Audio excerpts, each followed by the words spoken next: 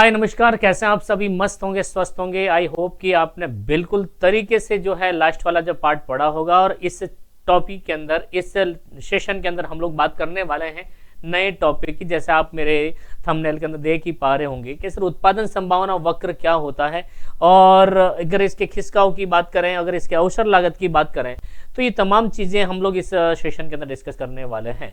तो सभी का स्वागत, अभिनंदन है उत्कर्ष के ऑनलाइन इस डिजिटल प्लेटफॉर्म पर। और आप लोग देखना स्टार्ट कर चुके हैं आज का सेशन, और जिसमें हम लोग ये सारी चीजें डिस्कस करने वाले हैं। आई होप कि आपने लास्ट वाली क्लास भी अच्छे से देखी होगी। और जब भी बात होती है कि सर बेसिक कॉन्सेप्ट की, तो बेसिक कॉन्सेप्ट हम लोग इस टॉपिक के अंदर करने वाले हैं।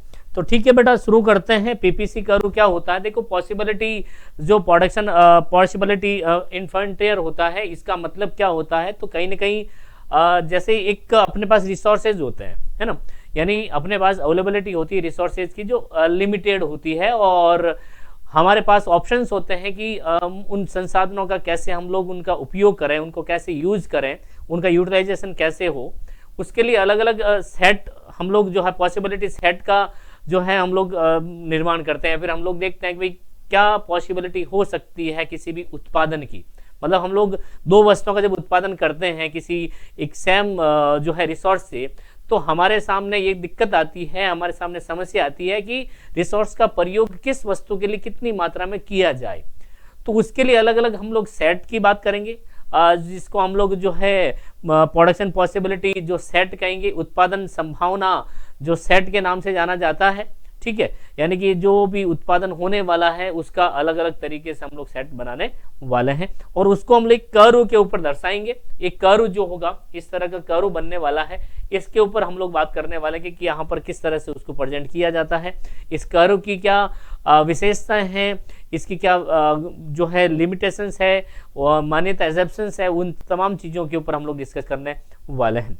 तो मेरे प्यारे साथियों, सबसे पहला मतलब जब आपके एग्जाम की बात होती है, जब आपके हाफ ईयरली एग्जाम की बात होती है, ईयरली एग्जाम की बात होती है, तो ये बोर्ड का एक बड़ा ही प्यारा सा क्वेश्चन है ना, जिसमें जो आपको मैं बताने वाला हूँ वो क्वेश्चन कई बार पूछा जाता है। सर कौन सा क्वेश्चन है, क्या क्वेश्चन है? तो सिंपली अगर हम बात करें कि सर ये एक क्वेश्चन होता है कि सर इससे पहले कि हम लोग पीपीसी कर्व को स्टार्ट करें, तो थोड़ा सा मैं जो यहाँ पर बताना चाहूंगा आपको कि सर ये जो केंद्रीकृत योजनाबद्ध अर्थव्यवस्था, इसको चलो हम लोग लास्ट पार्ट में नेक्स्ट जो पॉइंट होगा उसमें हम लोग कर लेंगे। फिलहाल हम लोग जो है उत्पादन संभावना के बारे में बात करने वाले हैं। क्या है? उत्पादन संभावना के बारे में बात करने वाले हैं। तो सिंपल सी बात है कि सर उत्पादन संभावना सेट क्या है, इसकी यहां पर बात की जा रही है कि सर उत्पादन संभावना सेट क्या होता है। ठीक है, तो सेट से मतलब ऐसा कोई समूह होगा जो उत्पादन से रिलेटेड होगा, क्योंकि यह बात भी उत्पादन की कर रहे हैं हम लोग। तो ऐसा कोई सेट होगा, संभावनाएं होगी उत्पादन की, जो एक लिमिटेड रिसोर्स के माध्यम से पॉसिबल हो सकता है। तो पहले तो हम लोग ये सेट की परिभाषा पढ़ेंगे, और मैं आपको वो सेट भी बताने वाला हूं, है ना, जो आप लोग अपने इस रिसोर्स के माध्यम से अलग अलग वैकल्पिक रूप से इनका कर सकते हैं सेट। ठीक है, तो उपलब्ध संसाधनों की मात्रा, तो उपलब्ध संसाधनों की जो मात्रा होती है, जो रिसोर्स होते हैं अपने पास, है ना, अगर मैं जो है रिसोर्स की बात करता हूं तो ये होते हैं बेटा लिमिट होते हैं। क्या होते हैं? इन जो है रिसोर्सेज जो हमेशा होते हैं, क्या होते हैं बेटा? लिमिटेड होते हैं, असीमित होते हैं, है ना। तो निश्चित तौर से रिसोर्स अपने पास क्या है? लिमिटेड। ठीक है, चलो फिर बात करते हैं उपलब्ध प्रौद्योगिकी ज्ञान, मतलब टेक्नोलॉजी की बात करता है। ये किसकी बात कर रहा है? सर ये अपने पास जो है कहीं ना कहीं टेक्नोलॉजी जो है ना, टेक्नोलॉजी है, इसकी बात करता है। तकनीक किसकी बात कर रहा है बेटा? ये तकनीक की बात यहां पर कर रहा है। ठीक है, कि द्वारा उत्पादित, द्वारा क्या है? उत्पादित की जा सकने वाली, यानी पॉसिबिलिटी, देखो यहां की जा सकने वाली की बात कर रहे हैं। ठीक है, यहां पर की जा सकने वाले की यहां पर बात करते हैं। कैन बी प्रोड्यूस की बात यहां पर कही जाती है। सभी वस्तुओं तथा सेवाएं, सभी वस्तुओं तथा सेवाओं के संभावित संयोगों का समूह, संभावित संयोगों का जो समूह है को अर्थव्यवस्था का उत्पादन संभावना सेट कहते हैं। तो कहने का मतलब ये है कि अपने पास लिमिटेड मात्रा में क्या होते हैं बेटा, रिसोर्स होते हैं। मान लीजिए मैं एक पानी की बात करता हूं, मैं एक जमीन की बात करता हूं, तो पानी की मात्रा की जब बात कर रहे हैं तो इसका जो है लिमिट है, मतलब कभी ना कभी तो पानी खत्म होगा, या फिर अपने पास अवेलेबिलिटी की बात करते हैं रिसोर्सेज की, वो लिमिट होती है। तो हम पानी के क्या क्या वैकल्पिक उपयोग हो सकते हैं, जैसे मैं बात करता हूं सर बिजली है, ठीक है, ये जो बोर्ड है बिजली से चल रहा है, तो इसका और हम लोग क्या प्रयोग कर सकते हैं, वो क्या पॉसिबिलिटी हो सकती है, वही हमें जो है उत्पादन संभावना बताएगी।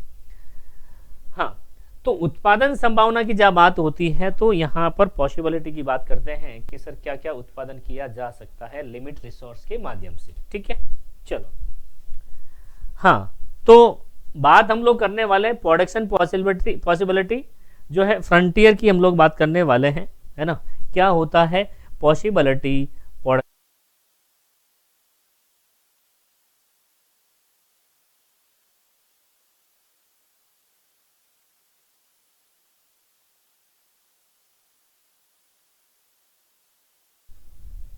ओके, तो देखिएगा इसको फ्रंटियर की जगह आप लोग कर्व भी लिख सकते हैं, कोई दिक्कत नहीं है, कोई समस्या नहीं है।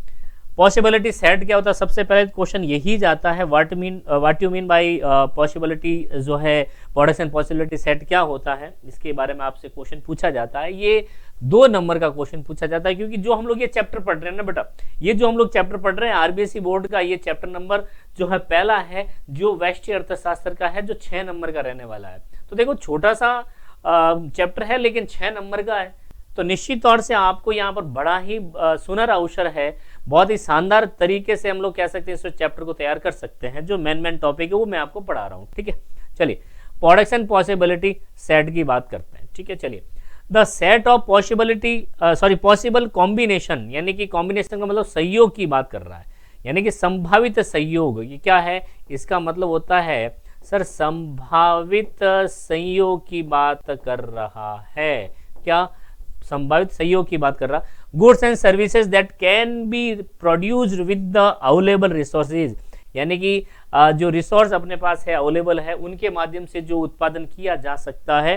And the existing level of the technology, जो हमारे पास दी गई क्या है, टेक्नोलॉजी है। क्या है, technology knowledge is the called it production possibility set कहा जाता है।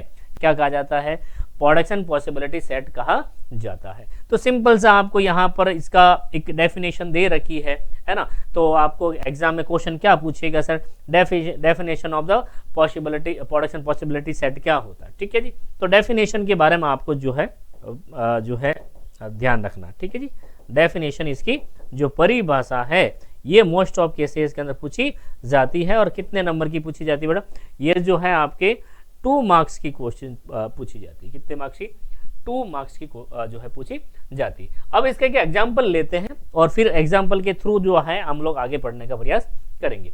तो सबसे पहले तो आप ये समझिए कि सर सेट क्या है। सर एक संभावित सहयोग है, समूह होता है, मतलब समूह का मतलब कहीं ना कहीं इसमें 2 गुड्स होंगे।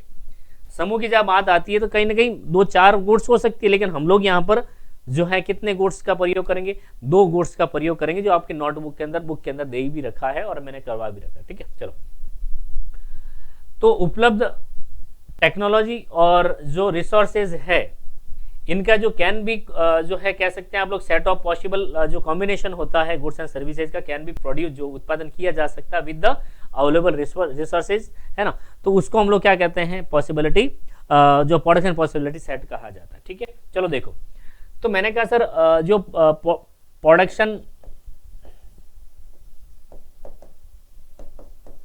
प्रोडक्शन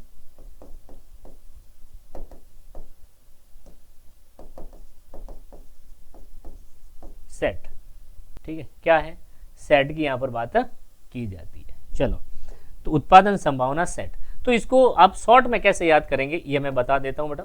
उत्पादन संभावना सेट, ठीक है जी। तो हमें ध्यान रखना है कि सर जो अपने पास अवेलेबल कह सकते हैं आप लोग, जो अपने पास क्या होते हैं बेटा, अवेलेबल जो है रिसोर्सेज होते हैं ना। अगर मैं बात करता हूं अवेलेबल रिसोर्सेज की बात करता हूं, ठीक है, अवेलेबल क्या है, रिसोर्सेज है, ठीक है, ओके। इसके साथ हमारे पास क्या अवेलेबल है सर, एक अपने पास जो है टेक्नोलॉजी होती है, यानी किसी वस्तु को उत्पादन करने की क्या होगी बेटा, टेक्नोलॉजी की बात करता है ना। टेक्नोलॉजी क्या होगी, तकनीक, और ये क्या है, संसाधन है। इनको क्या कहते हैं बेटा, संसाधन, ओके। चलिएगा, अब सिंपल सी बात है कि सर ये संसाधन और टेक्नोलॉजी को जब साथ में मिलाया जाएगा तो कुछ न कुछ तो प्रोडक्शन होगा। क्या होगा, यानी कि जो है प्रोडक्शन होगा। क्या होगा बेटा, प्रोडक्शन होने वाला है, बिल्कुल जो है आपका क्या होगा, उत्पादन होगा। क्या होगा, उत्पादन होगा। और उत्पादन होगा किसका सर, उत्पादन गुड्स एंड सर्विसेज का होगा। किसका होगा सर, उत्पादन जो है आपके जो है गुड्स और सर्विसेज का होने वाला है, ओके। किसका, वस्तुओं और सेवाओं का, वस्तुओं और सेवाओं का उत्पादन होगा। निश्चित तौर से क्या होगा, वस्तुओं और सेवाओं का क्या होने वाला है, उत्पादन होने वाला है। जो भी अलग अलग कॉम्बिनेशन होगा, जो आपके कह सकते हैं सर प्रोडक्शन का जो कॉम्बिनेशन होगा, देखो यहाँ लिखा हो ना कि भाई possible combination of goods and services, ये जो पॉसिबल कह सकते हैं ये क्या होगा बेटा, पॉसिबल कॉम्बिनेशन। पॉसिबल क्या है, कॉम्बिनेशन है। अब ये पॉसिबल कॉम्बिनेशन का मतलब क्या है, पॉसिबल कॉम्बिनेशन का मतलब क्या है कि अगर मान लीजिए कि मेरे पास मुझे जो है दो वस्तुओं का प्रोडक्शन करना है। क्या करना है, मुझे दो वस्तुओं का प्रोडक्शन करना है। मेरी बात को समझिएगा कि सर मुझे क्या करना है, सर दो वस्तुओं का उत्पादन करना है। तो मैंने गुड्स ए लिया, गुड्स मैंने एक लिया, मैं बात करता हूं गुड्स ए और बात करता हूं गुड्स बी, सॉरी वस्तु ए और वस्तु बी। ये दो वस्तुओं का मुझे उत्पादन करना है, ठीक है। इन वस्तुओं के उत्पादन के लिए मेरे पास जो है एक तो लैंड है 1 एकड़, भूमि जो है मेरे पास क्या है 1 एकड़ है, और मेरे पास टेक्नोलॉजी है। क्या बेटा, टेक्नोलॉजी है, तकनीक है। क्या है, तकनीक है। तो मैं अगर मान लीजिए सिंपल सा पॉइंट है कि अगर मैं वस्तु ए का प्रोडक्शन करना चाह रहा हूं 1 एकड़ के लिए, मतलब 1 एकड़ का पूरा जो प्रयोग है मैं वस्तु ए के उत्पादन के लिए करना चाह रहा हूं, तो क्या होगा, तो सोचिएगा जरा। और जब आप ये जो है क्लास देखेंगे तब आप मुझे कमेंट सेक्शन के अंदर जरूर बताइएगा कि अगर मैं कहता हूं कि सर अगर मैं 1 एकड़ जो जमीन है, भूमि जो है, उसका प्रयोग मैं केवल और केवल वस्तु ए के उत्पादन के लिए करता हूं, तो मेरे पास वस्तु बी के लिए अवेलेबिलिटी कितनी होगी, रिसोर्स की। ये मेरे लिए क्या है, एक तरह से रिसोर्सेज है। ये क्या बेटा, ये मेरे पास एक तरह से मैं कह सकता हूं सर ये मेरे लिए संसाधन है। तो अगर मैं पूरा का पूरा रिसोर्सेज अगर ए वस्तु के लिए उत्पादन के लिए रखता हूं या उसके लिए मैं अवेलेबल रखता हूं, तो निश्चित तौर से बी वस्तु का प्रोडक्शन क्या होगा, 0 होने वाला है। क्या होने वाला, 0 होने वाला है ना।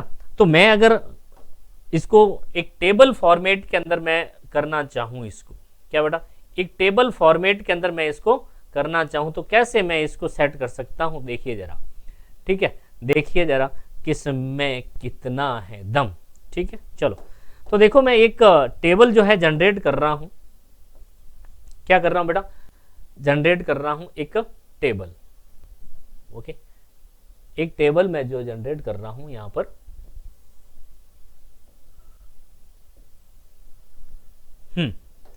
तो यहां तो मैं लिखूंगा बेटा कॉम्बिनेशन,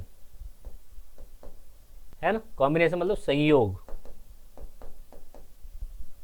ठीक है। या मैं गुड्स 1 कर देता हूं या गुड्स मैं बी कर देता हूं, ठीक है, गुड्स ए गुड्स बी।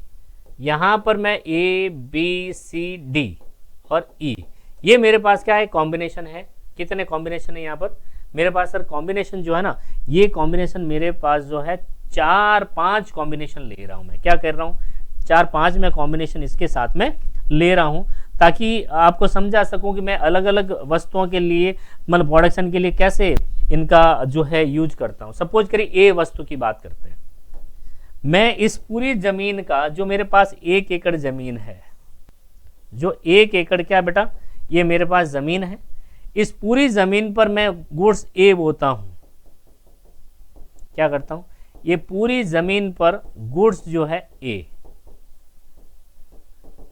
है ना, गुड्स ए। तो आप मुझे जवाब दीजिएगा कि सर कुछ न कुछ तो होगा ऐसा कि बी वस्तु का प्रोडक्शन नहीं होगा, इस बी वस्तु का प्रोडक्शन मेरे पास नहीं होगा, तो बी वस्तु का प्रोडक्शन क्या रहेगा? 0। और अगर मैं कहूं कि सर मेरा यहां पर 1 क्विंटल प्रोडक्शन किसका हो सकता है? गुड्स ए का। कितना हो सकता है? गुड्स ए का। ठीक है, तो पहला कॉम्बिनेशन क्या आ गया? पहला सहयोग क्या आ गया सर? 1 और 0। 1 और 0 मतलब क्या है? मान लीजिए मैं ये क्विंटल के अंदर बात करता हूं, इसका क्विंटल है ना, ये क्या है बेटा? क्विंटल है। ध्यान रखिएगा, ये क्या बेटा? क्विंटल है। ये क्या है सर? ये क्विंटल है। ठीक है, चलो अब मैं बात करता हूं कि अगर मैं चाहूं कि मैं कुछ एक जो भाग है इस भूमि का, उसके लिए मैं बी वस्तु के उत्पादन के लिए इसको रिजर्व कर लूं, है ना। बी वस्तु का मुझे क्या करना है? यानी गुड्स बी है, ये क्या है? गुड्स बी है। तो यहां देखिएगा, आपको लग रहा होगा कि सर मैं मान लीजिए बी वस्तु के लिए, किसके लिए? बी वस्तु के लिए जो है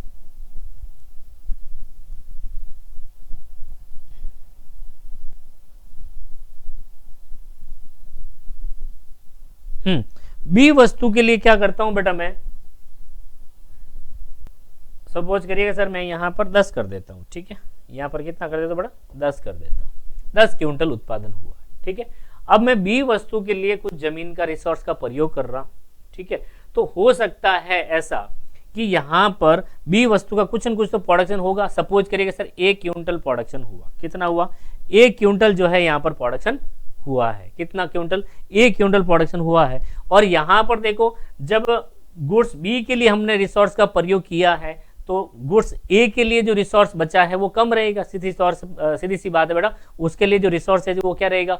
कम रहने वाला है। तो हो सकता है इसका जो प्रोडक्शन है कम हो जाएगा। क्या हो जाएगा? इसका प्रोडक्शन क्या हो जाएगा? कम होने वाला है। निश्चित तौर से क्या होने वाला है? कम होने वाला है, क्योंकि पहले तो पूरी जमीन पर आप गुड्स ए बो रहे थे और जिसमें 10 क्विंटल उत्पादन हो रहा था। अब कुछ जो है रिसोर्स का, क्योंकि हमारे पास रिसोर्स क्या है? लिमिट है। रिसोर्सेज की जो मात्रा है वो अपने पास क्या है? लिमिटेड है बेटा। ठीक है ना, तो अपने पास रिसोर्स तो लिमिटेड है, अपन इसी का अलग अलग तरीके से यूज कर रहे हैं। इसी का क्या कर रहे हैं? अलग अलग तरीके से यूज कर रहे हैं। तो हमने क्या किया कि गुड्स बी के लिए जो है थोड़ी और जमीन बढ़ाई। हमने क्या किया? गुड्स बी के लिए जो है और जमीन को मैंने यहाँ पर बढ़ाया। ठीक है, तो मैंने यहाँ पर करा कि सर गुड्स बी जो है उसके लिए और जमीन मैंने यहाँ पर जो है गुड्स बी और जमीन यहाँ पर यूज कर ली। ठीक है, तो आप मुझे बताइएगा कमेंट सेक्शन के अंदर कि यहाँ पर बी वस्तु का उत्पादन बढ़ेगा या घटेगा। तो बिल्कुल हम लोग कहेंगे सर यहाँ पर बढ़ने वाला है। ठीक है, क्या होने वाला है? बढ़ने वाला है। तो ए वस्तु के लिए जमीन कम बचेगी, रिसोर्स कम बचेंगे, तो हो सकता है कि इसका जो प्रोडक्शन है वो 7 क्विंटल हो जाए। कितना हो जाए? 7। तो तीसरा कॉम्बिनेशन अपने पास आ गया। कितना कॉम्बिनेशन कौन सा? तीसरा। अब मैं क्या कर रहा हूं कि और थोड़ी सी जमीन जो है मैं बी वस्तु के लिए रिजर्व रखता हूं। ठीक है, कौन सी वस्तु के लिए? बी वस्तु के लिए यहां पर रख रहा हूं। तो बी वस्तु हो सकता है सर 3 क्विंटल हो जाए। कितना हो जाए सर? बी वस्तु जो है वो 3 क्विंटल जो है उत्पादन हो जाए इसका। और यहां पर इसकी मात्रा घटकर हो सकती है सर कितनी? इतनी इसकी मात्रा घटकर हो सकती है सर 4 क्विंटल हो सकती है। मे भी हो सकता है। ये एक पॉसिबिलिटी कर्व है, सॉरी पॉसिबिलिटी है। ये क्या एक तरह से पॉसिबिलिटी, कुछ भी हो सकता है। ठीक है, चलो फिर मैंने क्या करा कि सर ये पूरी की पूरी जो जमीन है, ये पूरी की पूरी जो जमीन है मैं बी वस्तु के उत्पादन के लिए कर रहा हूँ उपयोग। ठीक है, ये जो पूरी की पूरी है ये गुड्स जो है बी, गुड्स क्या है? बी। तो निश्चित तौर से इसका उत्पादन तो होगा 0 और इसकी यूनिट हो सकती है 4। तो यहां पर अपने सामने क्या आ गए? कॉम्बिनेशन आ गए। ये क्या हो गया बेटा अपने पास, अलग अलग तरीके से क्या आ गए, कॉम्बिनेशन आ चुके हैं। इनको कहा जाता है, इसी को कहा जाता है, क्या कहा जाएगा बेटा, इसी को कहा जाएगा प्रोडक्शन पॉसिबिलिटी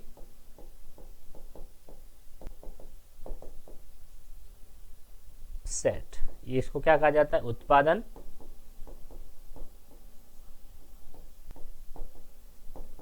संभावना सेट। क्या कहा जाएगा इसको, उत्पादन संभावना सेट कहा जाएगा।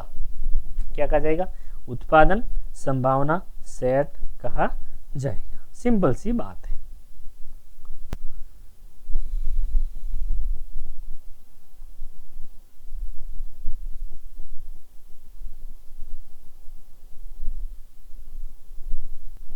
ठीक है जी। तो इस तरह से हम लोग उत्पादन संभावना सेट को जो है निकाल सकते हैं। अब क्या करना भैया, अब क्या करना है कि ये जो उत्पादन संभावना सेट आया है, इसको क्या करना हमें जो है एक कर्व पर बताना है, यानी इसका एक कर्व बनाया जाएगा, है ना, जिसको हम लोग प्रोडक्शन पॉसिबिलिटी, है ना, पॉसिबिलिटी कर्व के नाम से जानते हैं। उत्पादन संभावना वक्र क्या कहा जाएगा सर, इसको कहा जाएगा उत्पादन संभावना वक्र कहा जाएगा। एक बार वो मैं टेबल जो है उस टेबल को यहां पर वापस लिख देता हूं। यहां पर मैंने लिखे था सर कॉम्बिनेशन, क्या लिखा था, कॉम्बिनेशन यानी कि संयोग, या गुड्स मैंने एक करा था, या गुड्स मैंने बी लिखा था। ठीक है जी, ओके, क्या लिखा, बी हमने लिखा है, चलेगा। तो मैंने संयोग ए बी सी डी और ई, ठीक है। चलो, तो यहां देखिए इसका 10 0 9 1 7 2 4 3 0 और 4, यही कॉम्बिनेशन थे अपने पास। ये क्या है, इस कॉम्बिनेशन को क्या नाम दिया जाता है बेटा, इस कॉम्बिनेशन को क्या नाम दिया जाता है ना, सबको पता। अब हमें यहाँ क्या करना है, एक कर्व बनाना है। क्या बनाना बेटा, एक कर्व बनाना है। तो आ जाइए कर्व के ऊपर, और इसका कर्व कैसे बनेगा वो देखते हैं सबसे पहले।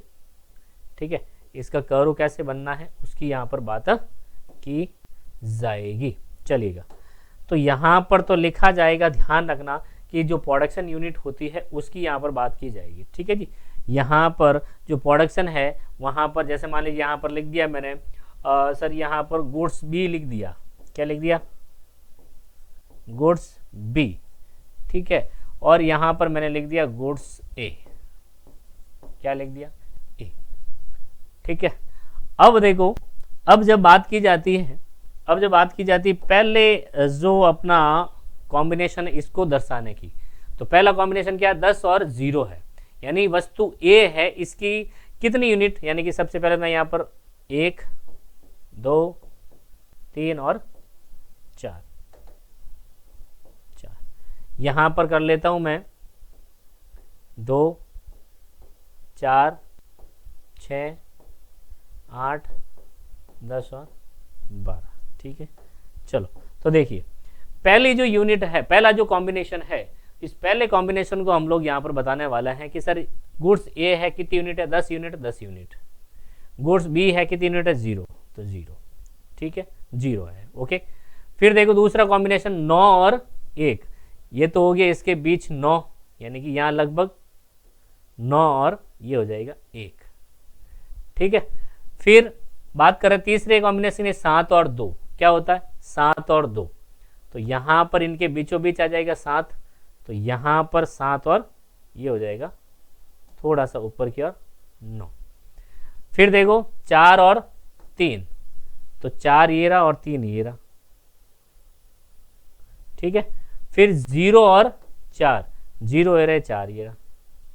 अब इसको क्या करना है, हमें एक लाइन के द्वारा मिला देना है, एक लाइन के द्वारा इस तरह से इसको मिला देना। ये जो कर्व बना है, इस कर्व को कहा जाता है, क्या कहा जाएगा सर, इसको कहा जाएगा प्रोडक्शन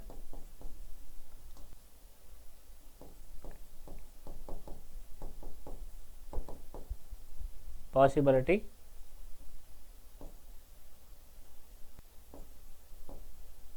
कर्व। क्या कहा जाएगा, प्रोडक्शन पॉसिबिलिटी कर्व कहा जाएगा, उत्पादन संभावना वक्र कहा जाएगा। उत्पादन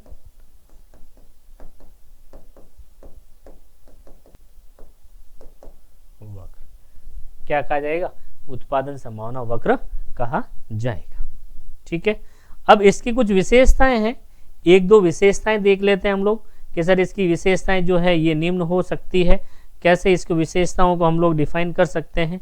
तो एक दो विशेषताओं के बारे में भी हम लोग बात कर लेते हैं। तो इसको कहा जाता है ये जो है उत्पादन संभावना सेट है, इस तो आप सभी को पता बेटा, ये क्या कहलाता है सर, ये उत्पादन संभावना सेट कहलाता है, उत्पादन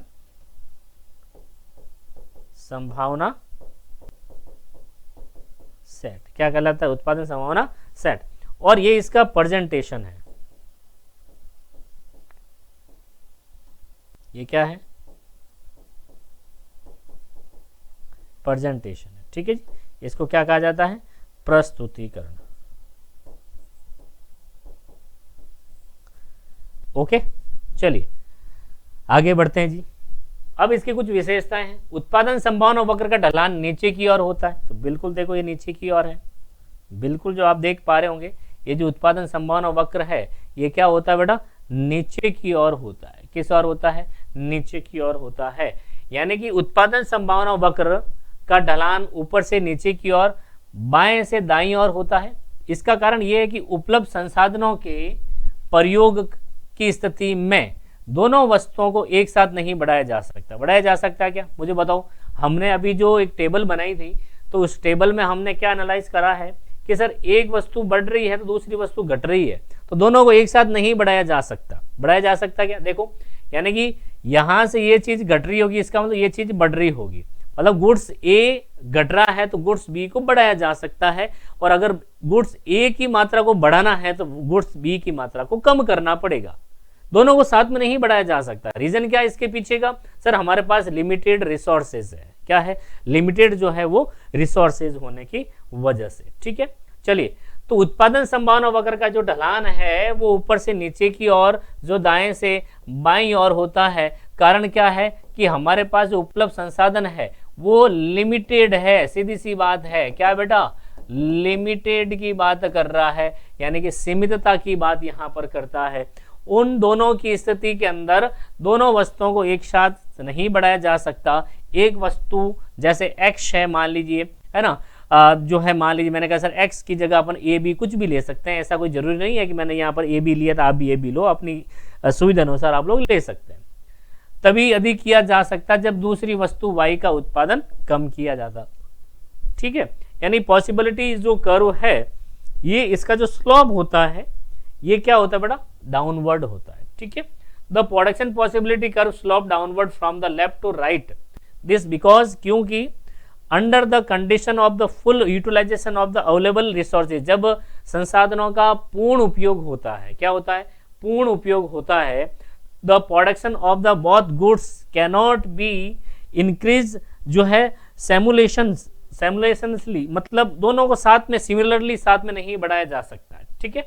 okay, the production of the goods such as the x can be increased only by, जो है, reducing the production of goods other of such as y, मतलब x वस्तु की मात्रा को कब बढ़ाया जा सकता है, जब y वस्तु की मात्रा को घटाया जाता है, ठीक है। चलो, दूसरा ये पॉइंट आपका इंपॉर्टेंट है कि सर जो उत्पादन संभावना वक्र है मूल बिंदु के नतोदर होता है, यानी कि concave the origin, concave the origin होता है। कैसे होता अभी देखते हैं।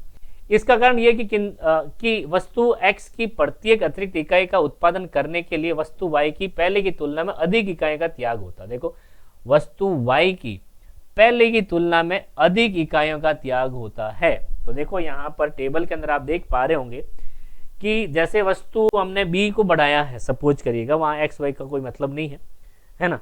तो यहाँ पर वस्तु हमने a को b को बढ़ाया है, तो यहाँ पर देखो कितनी वस्तुओं का त्याग किया हमने, एक वस्तु का हमने यहाँ पर एक वस्तु को लूज किया है। यहाँ एक वस्तु को और हमने बढ़ाया, तो यहाँ पर कितनी वस्तुएं, दो वस्तुओं का लूज किया है। यहाँ एक यूनिट और बढ़ाई, मतलब हमने गुड्स और बढ़ाना चाहे, प्रोडक्शन और बढ़ाना चाहते हैं, तो यहाँ पर देखिएगा 3 जो है क्विंटल या कुछ भी हो उसका हमने लूज किया है। यहाँ पर 1 यूनिट और बढ़ रही है, लेकिन यहाँ पर 4 यूनिट और लॉस हो रही है। तो इसका मतलब देखो धीरे धीरे जो है आपके जो लॉसेज है या कह सकते सैक्रिफिकेशन है या सैक्रिफाई है, वो हम लोग धीरे धीरे बढ़ा रहे हैं या बढ़ रहा है। ठीक है, तो यही कहना चाह रहा है कि सर पहले की तुलना में अधिक त्याग करना पड़ेगा, अर्थात वस्तु x की प्रत्येक अतिरिक्त इकाई का उत्पादन करने की अवसर लागत वस्तु y के उत्पादन में होने वाली हानि के रूप में बढ़ने की प्रवृत्ति पाई जाती है। मतलब b वस्तु का यहाँ पर प्रोडक्शन बढ़ा रहे हैं, किस वस्तु का, b वस्तु का प्रोडक्शन हम लोग यहाँ पर बढ़ा रहे हैं। तो यहाँ पर वस्तु कौन सी त्यागी जा रही है, ए वस्तु त्यागी जा रही है। तो मतलब ये इसको हमने x माना, इसको y माना है, इसको x माना, इसको y माना, आप कुछ भी मान सकते हैं, ऐसा कोई जरूरी नहीं है। ठीक है, उत्पादन संभावना मूल बिंदु की और नतोदर होता है। ये एग्जाम के आने वाला क्वेश्चन है, ध्यान रखना, यहां से एग्जाम में क्वेश्चन बनता है बेटा, क्वेश्चन 4 है ना, एग्जामिनेशन। ठीक है जी, ओके। तो क्योंकि जैसे संसाधनों को अवसर 1 से अवसर 2 की ओर स्थानांतरित किया जाता है, सीमांत अवसर लागत बढ़ने की प्रवृत्ति पाई जाती है। तो इसमें जो सीमांत अवसर लागत है वो क्या होती है बेटा, बढ़ती जाती, जैसा आपने अभी टेबल के अंदर देखा ही है। ठीक है, this because the produce each additional unit of the वस्तु गुड्स, यहां पर x है तो यहां पर अपन क्या कर दें, b कर दें। ठीक है, इंक्रीजली लार्जर यूनिट जो है क्वांटिटीज ऑफ गुड्स y, इसको हम लोग वस्तु a कर दें। ठीक है जी, इसकी जगह वस्तु a must be the sacrificed जो है compare to be before. In other word कह सकते हैं opportunity cost of the producing each additional unit of goods x tend to rise in term of the loss of जो है production of goods y। मतलब वस्तु y को त्याग कर हम लोग वस्तु a को बढ़ा रहे हैं या वस्तु x को बढ़ा रहे हैं, उसको अपॉर्चुनिटी कॉस्ट कहा जाता है। The production possibility curve is the concave to the origin because as the resourcing are the transferred, किस और ट्रांसफर हो रहा है, स्थानांतरित हो रहा है, from the producing of the one goods to other, the marginal opportunity cost is tend to क्या है, इंक्रीज होती है। यहाँ पर जो अपॉर्चुनिटी कॉस्ट है वो क्या हो रही है, इंक्रीज हो रही है। क्या हो रही है भैया, यहाँ अपॉर्चुनिटी कॉस्ट है वो क्या हो रही है, वो इंक्रीज यहां पर हो रही है, इस वजह से बढ़ रही है।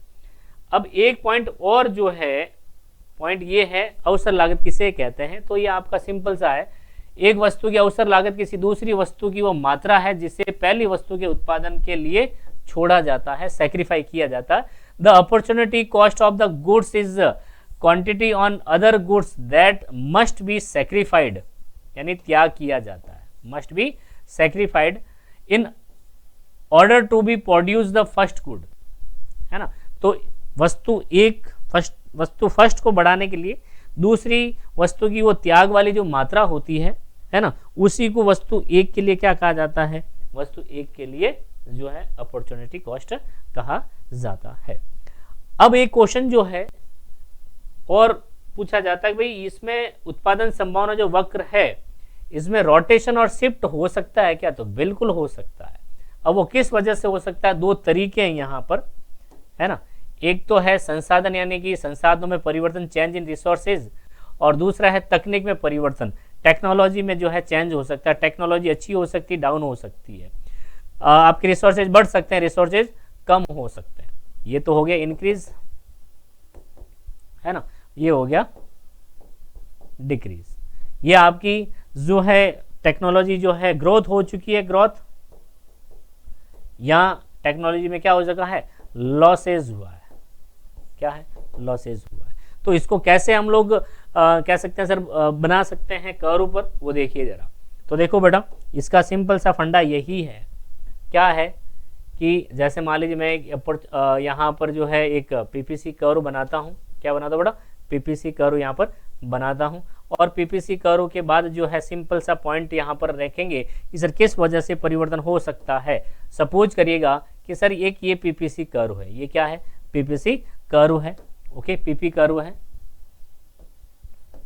ए बी सी डी और ई, ठीक है। अब आप सिंपल से बताइए कि मैं कहता हूं सर रिसोर्सेज में इंक्रीज हो जाती है। अगर मैं रिसोर्सेज की बात करता हूं, किसकी बात करता हूं, रिसोर्स की, अगर मैं इंक्रीज की बात करता हूं कि वृद्धि हो जाती है, संसाधन में क्या हो जाती है बेटा, संसाधनों में वृद्धि हो जाती है, तो ये कर्व किस ओर बढ़ेगा, संसाधन में क्या हो रही है, वृद्धि। तो ये संसाधन में वृद्धि की वजह से जो कर्व है ये सिंपली तरीके से हम लोग कहेंगे सर बार की ओर बढ़ जाएगा। किस ओर बढ़ जाएगा, यानी कि ये बार की ओर आ जाएगा। इसको कहा जाता है, इसको क्या कहा जाता है बेटा, ये इंक्रीज हुआ है रिसोर्सेज में, इस वजह से क्या हो गया है, यहाँ पर ये कर्व ऊपर की ओर यानी कि बार की ओर बढ़ चुका है। ठीक है, तो ये आप इस तरह से कह सकते हैं कि इसके पीछे का रीजन क्या है, इंक्रीज हो गए हैं, क्या रिसोर्सेज इंक्रीज हो गए हैं, या यूं कह सकते हैं कि सर कहीं ना कहीं अपने पास 1 एकड़ जमीन थी 2 एकड़ हो गई है, तो हमारा प्रोडक्शन जो पॉसिबिलिटी सेट है वो क्या हो जाएगा, वो बढ़ जाएगा। क्या हो जाएगा, बढ़ने वाला है। एक तो ये हो गया। दूसरा क्या है बेटा, टेक्नोलॉजी में जो है रिफॉर्म्स हो जाता है, टेक्नोलॉजी रिफॉर्म्स कह सकते हैं आप लोग, टेक्नो रिफॉर्म्स हो जाएगा। यानी कि क्या होता है, यानी कि तकनीकी सुधार,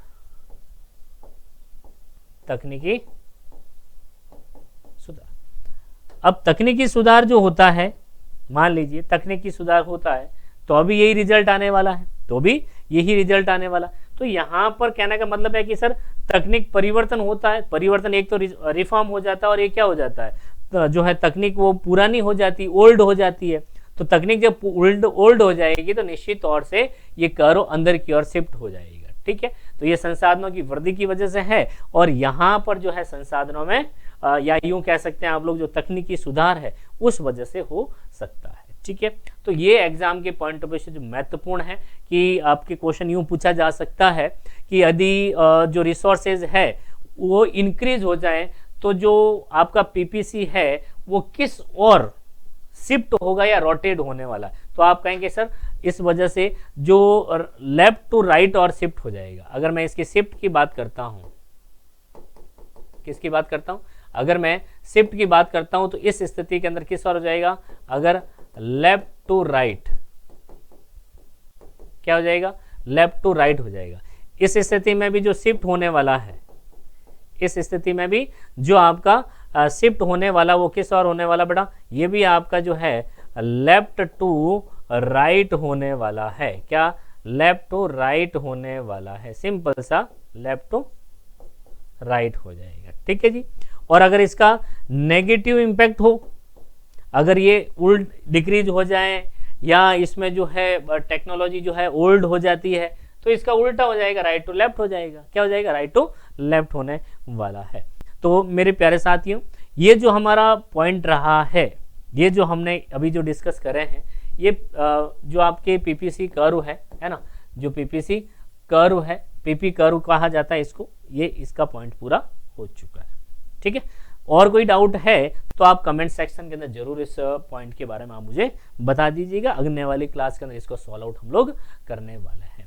तो मेरे प्यारे साथियों, इस क्लास को ज़्यादा से ज़्यादा क्या करना, अपने सहयोगियों, अपने जो सहपाठी उनको शेयर करना है, क्योंकि अगर उनको भी हल्का फुल्का फ़ायदा मिल जाए और एग्ज़ाम के पॉइंट ऑफ व्यू से महत्वपूर्ण भी है, जो अभी मैंने कल लास्ट वाली जो क्लास के अंदर करवाया है और इस क्लास के अंदर करवाया है, तो बहुत इंपॉर्टेंट है।